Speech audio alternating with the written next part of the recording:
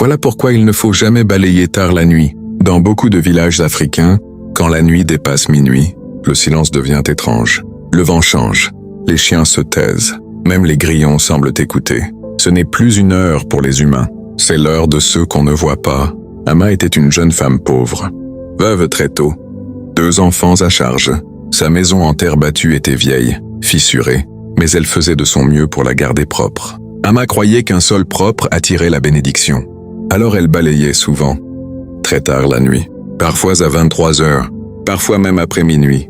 Elle disait toujours « Si je dors avec une maison sale, la pauvreté restera avec moi. » Elle ne savait pas qu'en Afrique, balayer la nuit ne chasse pas la pauvreté, ça chasse autre chose.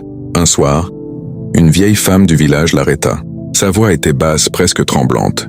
Elle lui dit « Ma fille, quand tu balaies tard la nuit, tu balaies aussi la chance de ta maison, et tu appelles ceux qui ramassent ce que tu jettes. » Ama sourit. Elle ne croyait pas à ces histoires. Et elle continua. Une nuit, pendant qu'elle balayait, le vent entra brusquement dans la maison. La lampe vacilla, le balai glissa de ses mains et tomba tout seul au sol. Puis, une voix très faible murmura « Merci ». Ama se retourna. Il n'y avait personne. Les nuits suivantes, elle sentit des présences.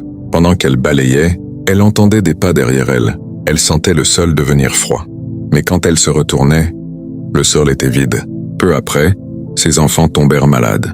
Pas de fièvre, pas de blessure.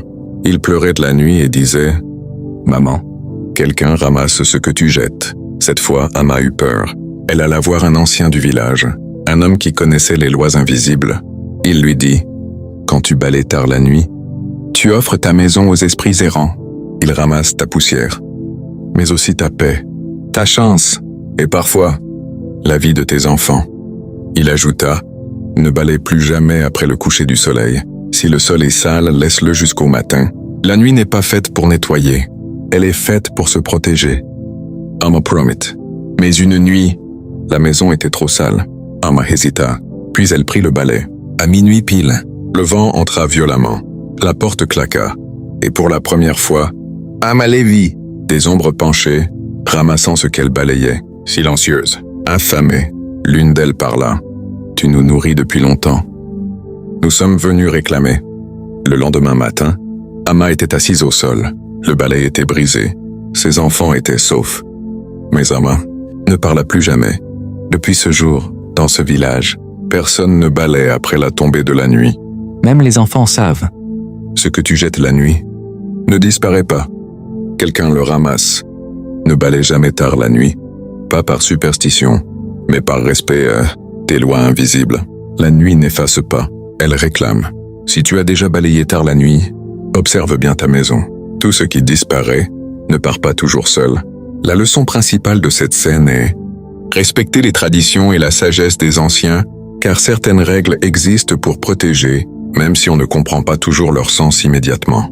La prudence et le respect des lois invisibles protègent la paix du foyer. Si cette histoire t'a captivé, n'oublie pas de t'abonner à la chaîne et d'activer la cloche de notification pour ne manquer aucune de nos prochaines histoires mystérieuses.